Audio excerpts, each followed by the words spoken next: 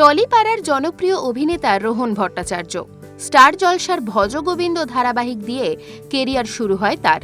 বছর দেড়েক আগে তার অভিনেত্রী সৃজলা গুহের সঙ্গে সম্পর্ক ভাঙে। প্রায় ৬ বছরের সম্পর্ক তাদের। রোহনের কথায়, যে সম্পর্ক চাই না সেই সম্পর্কের ক্ষত নেই, যদি অন্য সম্পর্ক হয় তার থেকে ভালো কিছু হবে। অভিনেতা রোহন ভট্টাচার্য ও অঙ্গনা রায় নাকি সম্প্রতি প্রেম করছেন।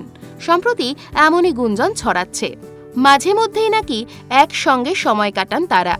এবার একই ছবিতে ধরা দিলেন রোহন অঙ্গনা।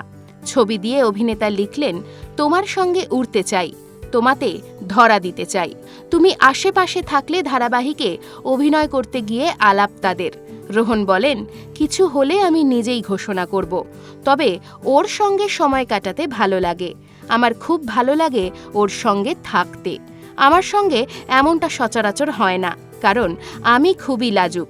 ওর মতো একজনকে কো অ্যাক্টর হিসেবে পেয়ে আমি বেশ খুশি।